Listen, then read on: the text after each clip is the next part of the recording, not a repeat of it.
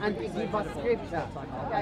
Scripture, it should be present, Scripture should be present. I want to talk today about the importance for Christians of the solidity of the soul, of solidifying your soul as a Christian.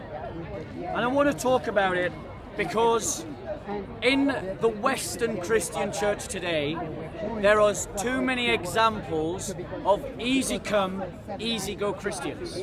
Christians who drop Christianity at the drop of a hat, who abandon the faith almost overnight. And I think it is because, as Christians, we are not cultivating the solidity of the soul. Now, what do I mean by solidity of the soul?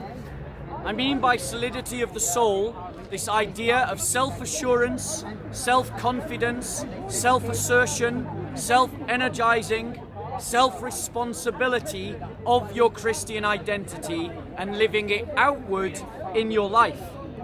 The Apostles' instructors in 1 Corinthians 16, verse 13, it says, "Be on the alert, stand firm in the faith, act like men, be strong. Let all that you do be done in love."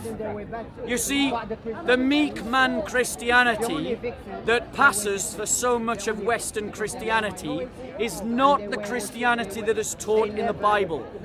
The Bible teaches the idea of a self-assured, self-confident faith. It says that we are to be on alert. That means to be aware of our surroundings, to be aware of how... Have we lost anything? Good. That we have to be aware of how our faith is to stand firm.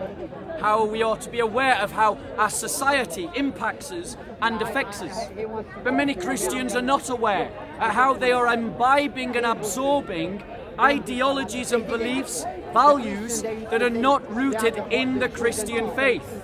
The scriptures say to be alert. It also says to stand firm in the faith. Well, stand firm against what? Against opposition, against those that would oppress us, against those that would stand against us, against those who would seek to make us non-Christian in our values, non-Christian in our beliefs, like those who demand that we accept political ideologies that are not compatible with Christian values, like multiculturalism, or those that demand that we accept belief systems that are not compatible with a Christian worldview, like relativism. We Christians must reject all of these things and stand firm in the faith. We must act like men. What does it mean to act like a man? It means to shoulder responsibility without wavering. It means to bear your load. It means to stand upright, chest out, chin up, walk forward. Not to shrink, not to shrivel, not to cower. But so many Christians are wimps because the kind of church culture that we've developed in the West is anything but acting like a man. It's acting like a boy, like a child, a snowflake Christianity that melts under the slightest consideration of heat. In 1 Timothy verses 18 to 19, it reads, "This command I entrust to you, Timothy, my son, in accordance with the prophecies previously made concerning you, that by them you fight the good fight, keeping faith and good conscience, which some have rejected and suffered shipwreck in regard to their faith." We are called as Christians to fight the good fight.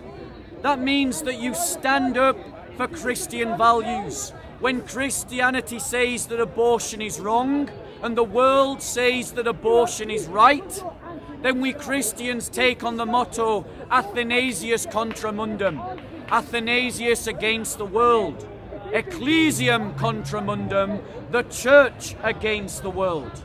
We Christians are called to fight valiantly under the banner of Christ against sin, the world and the devil.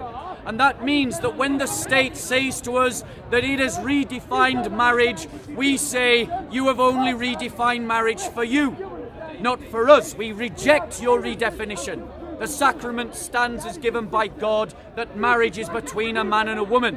When the state says that your gender can change, that a man can be a woman and a woman can be a man, we say that that is what you believe. That is not what we believe. And if you accuse us of a hate crime, then so be it. Being a martyr is a part of what it means to be a Christian. We are called to fight the good fight of faith. It says, keeping the faith with a good conscience. That means you keep it. You instill it within yourselves. You live it out in the choices that you make, in the values that you choose to live by, even if that means you suffer. Doing things in good conscience means that if you are convicted in your conscience that you cannot go along with a state and its teaching, or with an ideology and its beliefs, as no Christian can when it comes to liberal progressive thought, communist thought, nationalistic thought, Nazism, fascism, or Islam, or Hinduism, or Buddhism, it means that we stand against these ideologies, that we fight the good fight. Fighting the good fight means that you use your intelligence and your wit. You don't just charge into the crowd like a brawler. You use strategy, you use tactics, you outwit your opponent. That's how you win fights. You don't win fights by just standing there and letting them pound you from all sides. But you do it in good conscience, because as your faith solidifies, as your identity as a Christian grows, you will find that it impacts what your conscience tells you you can and cannot do. And so you must be in good conscience, because God, one of the things that God will judge you for is how you kept a good conscience, how you kept the conscience that He gave you, which some have rejected and suffered shipwreck in regard to their faith.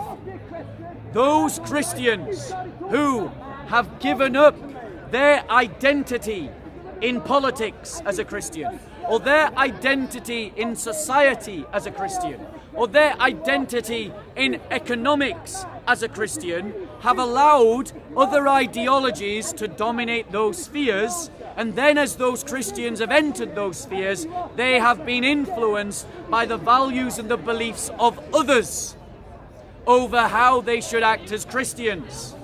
And so Christians who increasingly build into their souls untruths, lies about the Christian faith, ultimately end up being shipwrecked, because they reach a point where Christianity no longer makes sense to them.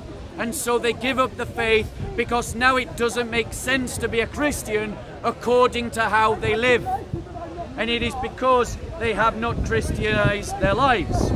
In Hebrews 3:1-6 we read, "Therefore, my holy brethren, partakers of a heavenly calling, consider Jesus, the apostle and high priest of our confession. He was faithful to him who appointed him, as Moses was also in his house.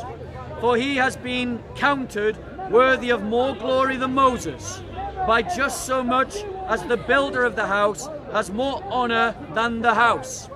For every house is built by someone, but the builder of all things is God. Now Moses was faithful in all his house as a servant for a testimony of those things which were to be spoken later. But Christ was faithful as a son over his house, whose house we are, if we hold fast our confidence and boast of our hope, firm until the end." What we mean as Christians when we say the solidity of the soul is that the soul is a garden, the soul is a house, it is a work of art, it is not an accident. You have to cultivate the soul, you have to bejewel the soul, you have to weed the soul, you have to lay good foundations for the soul. You must develop your soul as a Christian. And that means that as a Christian, you build yourself on the values of the Christian faith, the doctrines of the Christian faith, You root yourself in the history of the Christian faith. You allow the traditions and the customs of the Christian faith to infuse the way you live daily. Now, we as Christians are called to have, bear with me. We are called to have, we are called to have 3, 1 to 6. We are called to have, there we go. But if a man, no, that's why I'm on the wrong page. Sorry, let me just go back to it. Hebrews 3, 1 to 6. Let's just go back there. Just a quick question, JC. Yeah. When you were away from the camera, did we lose anything? Nothing. Okay, brilliant. Hebrews 3, 1 to 6. We are called to hold fast our confidence and boast of our hope. Christians in the West have become bashful and shy of their identity as Christians. We have become ashamed of our own culture, ashamed of our own history, ashamed of our own faith, ashamed of our own doctrines. And so we meekly go about living as Christians, whilst the rest of the world believes that it has permission to be confident and boastful in what they believe. But as Christians, we are instructed by the apostles to boast of our hope. We're commanded to boast of our hope. That means to boast of our identity as Christians, as the people of the cross. We are commanded to hold fast to our confidence, which means as Christians, we are to have confidence in our faith. So, I'm going to give some ways that as Christians, you can cultivate the solidity of the soul. The solidity of the soul can be understood as confidence, self-assurance, assertiveness. This is what we mean by the solidity of the soul. So how can you now as Christians cultivate solidity of the soul? One is learn the history of the Christian people. We are a people that have traversed 2,000 years of human history, and we have been implanted in every nationality, in every ethnicity of the world. Learn your faith as a Christian, because when you become a Christian, you stop being English, you stop being Nigerian, you stop being Ghanaian, you stop being Iraqi, you stop being Assyrian, and you become Christian. Take pride in your identity, your history as a Christian, where that history permits. Learn the values of the Christian faith and take pride in them. Live by those values. Live by them publicly. And if by living by them publicly you are persecuted for do so, then celebrate that they persecute you for being a Christian, because they persecuted our Lord before you. Learn the doctrines of the Christian worldview. Allow those doctrines to change the way you think about the world. Change the way you think about right and wrong, truth and false, up and down. Allow it to impact all that you are. Cultivate Christian customs and traditions into your life. The Christian faith has borne multiple customs, multiple traditions that our faith has bejeweled the Western world with, have bejeweled Assyria with, have bejeweled Ethiopia with, have bejeweled Egypt with, have bejeweled Lebanon with, have bejeweled Russia with. These customs and these traditions are the inheritance of every Christian. And so like a good artist, so like a good builder, so like a good gardener, cultivate these things into your soul so that it bejewels your life in the same way. Invest yourself in your Christian identity. Invest yourself in your Christian friendships, your Christian marriage, your Christian family, your Christian community, Christian businesses, Christian political parties, Christian political agendas, Christian economics. Embed yourself in these Christian things so that you solidify your Christian identity, especially in politics. Find ways personally to cultivate the sentiments of the solidity of the soul through how it determines your pride, your identity. Resolve within yourself by choice to affirm your Christian identity whenever that Christian identity is challenged. Remember always to have solidity and solidarity with persecuted Christians. Nothing will make you more resolved to stand as a Christian if you keep before yourself in memory the blood of the martyrs in Nigeria, the blood of the martyrs in Egypt, the blood of the martyrs in Ethiopia, the blood of the martyrs in Iraq, the blood of the martyrs in Syria, the blood of the martyrs in Pakistan, the blood of the martyrs in Korea, the blood of the martyrs in Burma, the blood of the martyrs in China. They demand a response upon the soul of every Christian around the world, and nothing will make you more determined to stand as a Christian if you remember the blood of the martyrs and the cause of the confessors. Read often the lives of Christian champions of old, the Agios, the holies, the saints, those who went before us in that great pilgrimage of faith towards our heavenly home. Remember what they went through, the challenges that they faced, the cost that it cost them to be a Christian in the face of opposition, and seek to emulate them in your own walk as a Christian.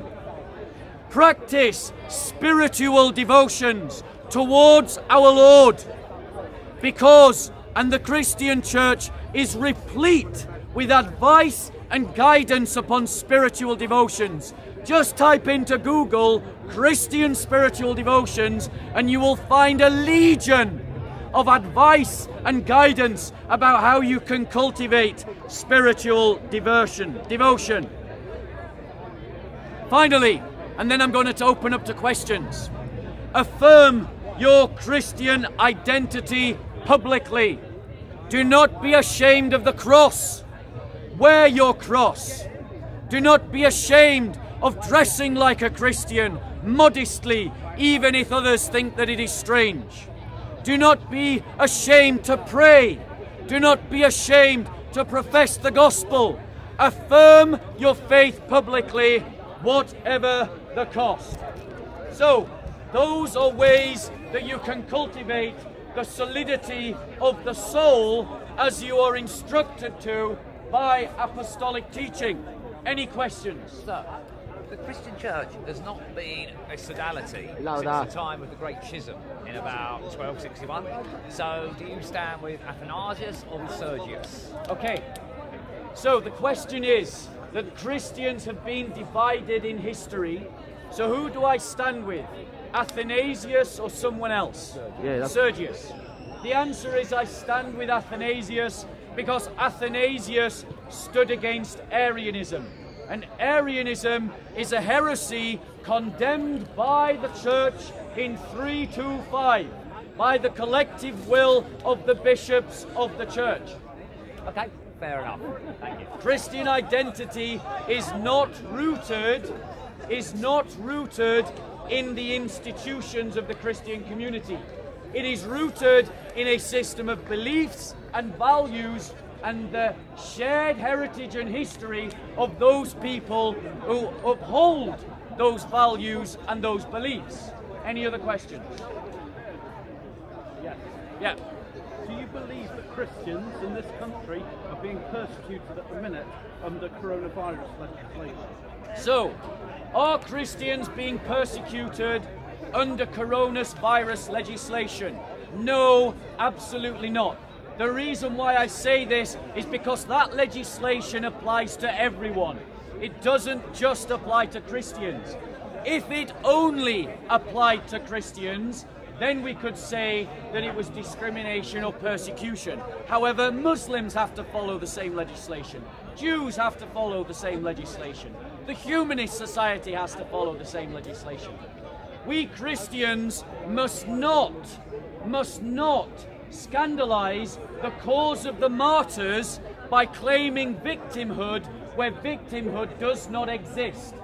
If we claim that we are being persecuted falsely in this country, we make a mockery of Christians who are dying for their faith by the thousands in Nigeria, or dying for their faith by the thousands in Sudan, or in Ethiopia, or in Pakistan, or in Iraq, or in Syria.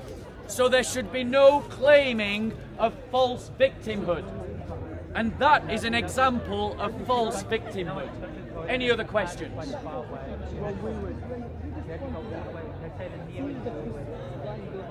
I can't hear you, bro. You got a mask on and then another mask on. What about the other people that have been killed by Christians in all those places? So, the brother is saying, what about the people that are being killed by Christians in all those other places? What example would he like to talk about? Iraq? Let me give some examples. Go on, give me an example. Genocide that happened in Australia, eradication of an entire people. Yes. Only a handful now are left. The eradication of the South American Indians, eradication within one generation of 90% of the population, eradication that happened in Africa, eradication that happened in all those places, and colonization of those places. That's what under the Bible. And the genocide that's advocated by Lord Jesus himself, in the Bible himself, how would you do with all those violent values? So let me address the point, and hopefully the brother will not interrupt. However, I cannot take lectures from Muslims about discrimination and persecution. I will address the examples that he gave in a summary line. The New Testament, notice he's interrupting. What a surprise. Where have we heard this kind of behavior before? So ladies and gentlemen, he's raised a question. Now let me answer the question as I choose to. So, ladies and gentlemen, Islam has within its teachings and the example of its prophet genocide. When the Banu Quraysh, a Jewish tribe, were conquered by Muhammad, Muhammad oversaw the mass murder of over 900 Jewish men. That is the best example that Muslims have, and they say that that is their example today. Thank you very much, Bob. By comparison, Christians follow the example of our Lord Jesus Christ, and I would like to see, where does Jesus Christ command a Christian to carry out a genocide? Thank you very much. Now, he's right to point out the colonial period did lead to mass death. In Latin America, because of viruses and germs that we carried with us. In Australia, because of a combination of viruses and germs, and also wars that we exacted upon the Aborigines. Christians' hands are not bloodless. We have done wrong, but we Christians are able to say that we did wrong. But what about when the Muslims ethnically cleansed the Christians of South Sudan, like they did within our lifetimes? What about when Muslims are slaughtering Nigerian Christians right now as we are all talking? We Christians have changed our ways. The Muslims for 1400 years have continued to butcher and murder like ISIS did in Iraq and Syria, in a direct copy of what the Ottoman Empire did, and what the Abbasids did, and what the Umayyads did.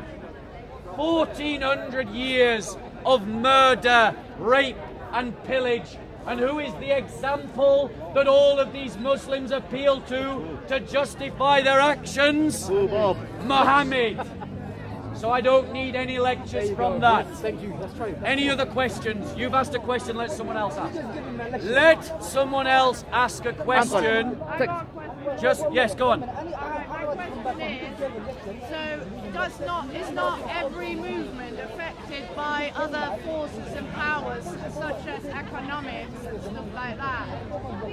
I don't know if I'm right. I heard you say that Christians have stopped slaughtering and the Muslims haven't. I think it's just a moment in time where it looks like that. I think the Christians could start any minute and the Muslims could stop any minute. It's something much deeper than that.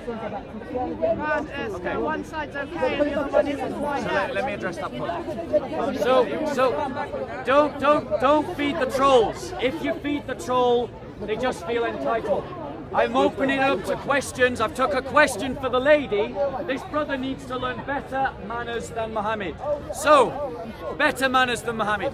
The lady asked, are not all ideologies, and just, I want to make sure I capture your question properly. Yeah. The lady asked, the lady...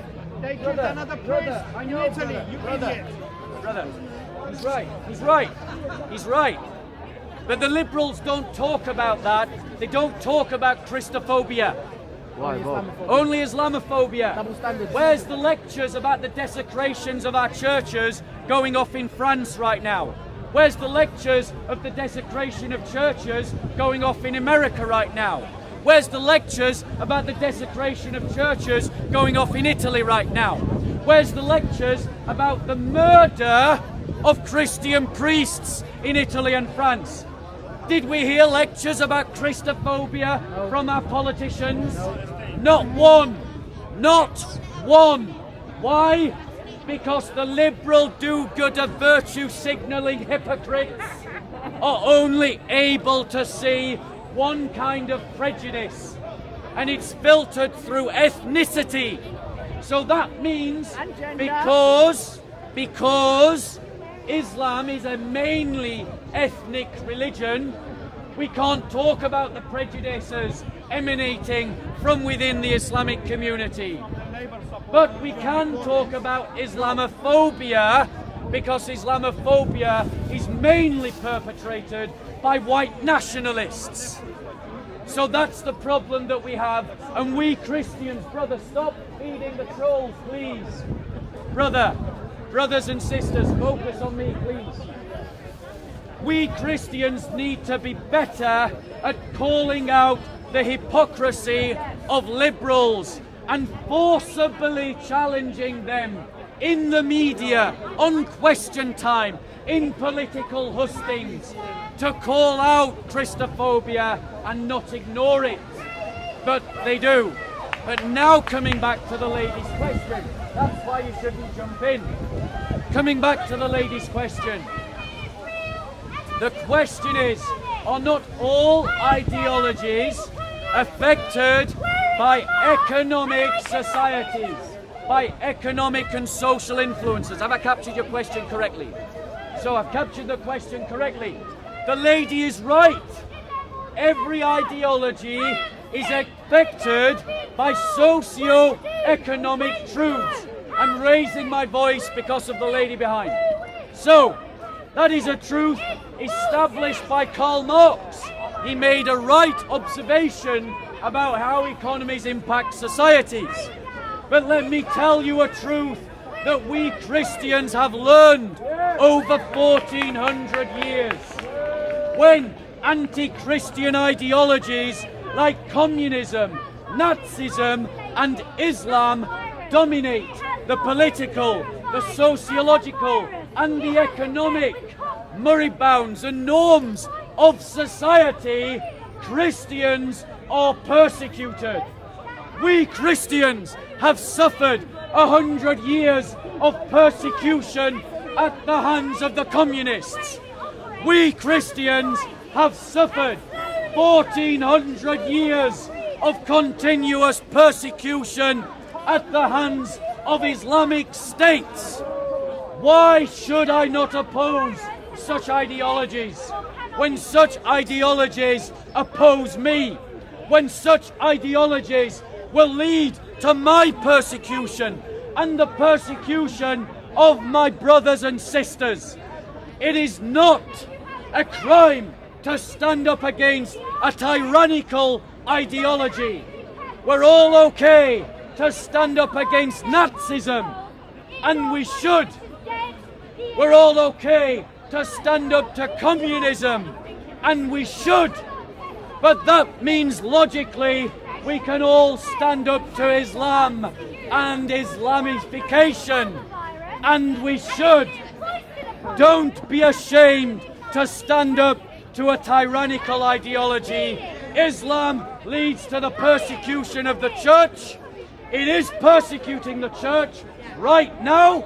It has persecuted the church for 1400 years, and it is time that we Christians get a spine, grow some balls, and stand up for our Christian faith.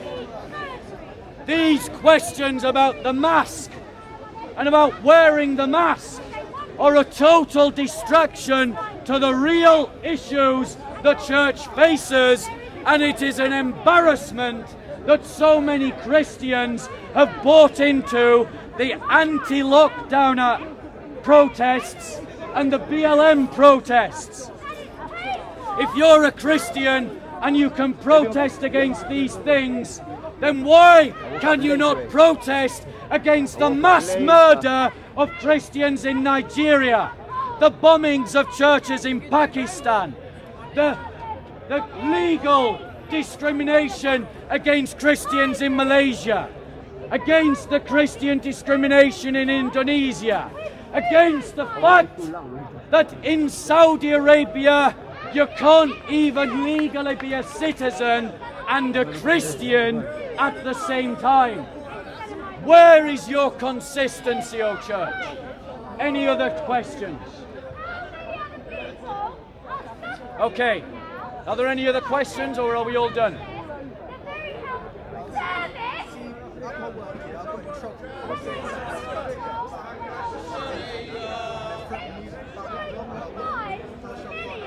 Okay. So the brother raises a question about Christians being threatened in their workplaces because they are standing up for their Christian faith. It's a good point. And what it demonstrates, ladies and gentlemen, is that we Christians need to consolidate ourselves. We need to consolidate our community so that we have geographical and political space where we can control our own economic fate, where we establish Christian businesses where brothers like this can speak the truth and not be in fear that their employers will discriminate against them. We Christians need to establish our own social network platforms to allow Christians to speak their faith. We Christians need to network with one another so that we employ our brothers and sisters and claim space in the economy and support Christian businesses. But for those of us, and so I encourage every Christian, go and work for a Christian company. Go and work for a company owned by Christians. For those of you like the brother who cannot, I would say to you, use your discernment. Make your social profile posts private. Evangelize quietly, not in your workplace. Just go to work, do your job, make friends, and outside of the workplace, on a day you were never working, meet for those non-Christian friends for a coffee and evangelize them there. We Christians are called to be wise as serpents, but right now, too many of our brothers and sisters who are willing to stand up for the faith do so without cunning, without strategy, without wisdom, without prudence. It is not against the Christian faith to strategize or to use tactics. So start to use them and start to take over businesses so that when you're in a position to do so and you have the choice to employ two people who are equally skilled to do the job, but you know one of them is a Christian, employ the Christian. Because I promise you, that is exactly what the liberal progressives are doing. They're doing it in the state, they're doing it in business, and they're even doing it in the Church of England. Boo! Any other questions? Well, before you answer, let me change the battery. Just changing the battery. Do you want to? Okay, questions. Finally, are there any other questions before I finish?